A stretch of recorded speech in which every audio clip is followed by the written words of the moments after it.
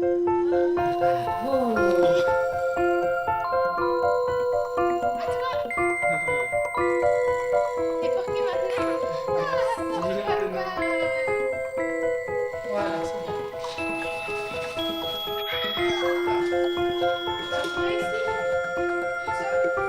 Gigi, tu t'en es occupée ce matin de Jewel?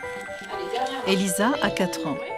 Elle est atteinte d'une maladie génétique orpheline qui peut provoquer la cécité. À l'annonce du diagnostic, elle a 7 mois. Le pédiatre se veut rassurant. Cette complication est très rare. Mais Claire, sa maman, s'inquiète. En insistant, on a eu l'IRM, mais 6 mois après, quand on a vu les résultats de l'IRM, la tumeur était déjà partout sur le système optique. Donc dans la foulée, on a enclenché chimiothérapie, enfin tous les traitements qui vont avec les tumeurs, mais ça a été pris trop tard. Quand elle commence ses traitements, Elisa a 14 mois.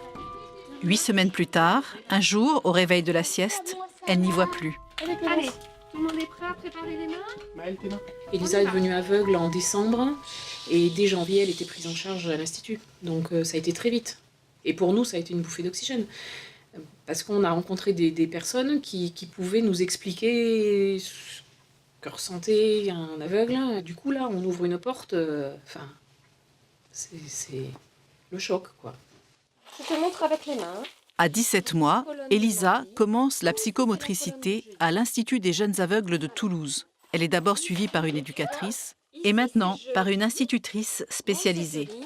C'est les enfants. Pour pouvoir l'aider, j'avais besoin qu'on m'aide. Donc j'avais besoin que des professionnels interviennent pour la prendre en charge, elle, et pour m'expliquer à moi ce qu'il fallait faire, quoi. 2 jours par semaine, Elisa, qui a maintenant 4 ans, se rend à l'IGIA pour apprendre le braille avant de pouvoir utiliser un ordinateur adapté.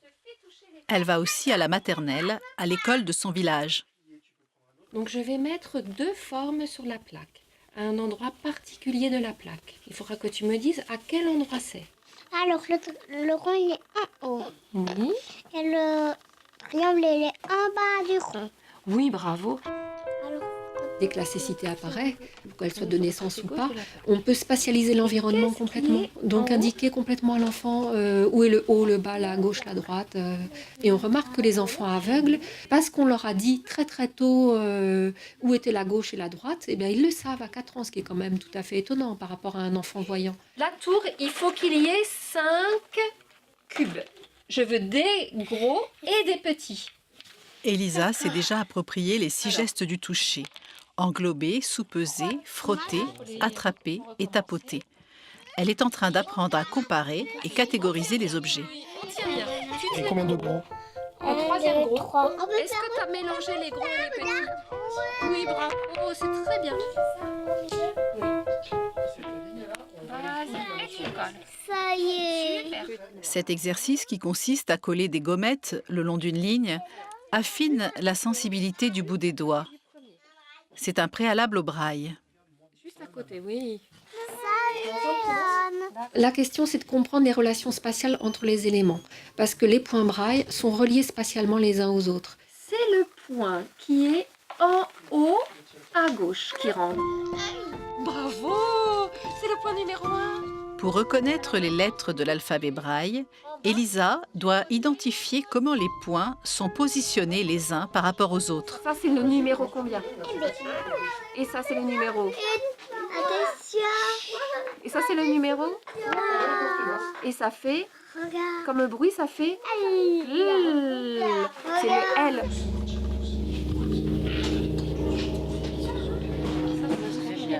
Beaucoup de gens nous disent « mais les autres sens vont se développer ». Les choses ne sont pas si simples. En fait, il faut solliciter, il faut entraîner. Nous, on peut le faire avec la meilleure volonté du monde, mais on n'a pas les bons outils. Alors que la prise en charge précoce, c'est fabuleux pour ça. C'est-à-dire qu'ils sont tout de suite mis dans un bain adapté à leur handicap.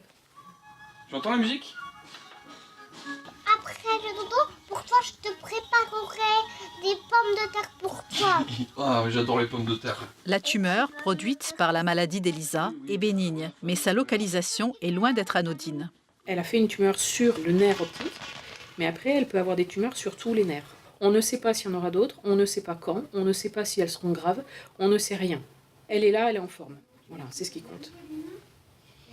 Et demain, on verra. Allez, tu me fais un bisou? Tu me fais un petit câlin? Oui. Voilà.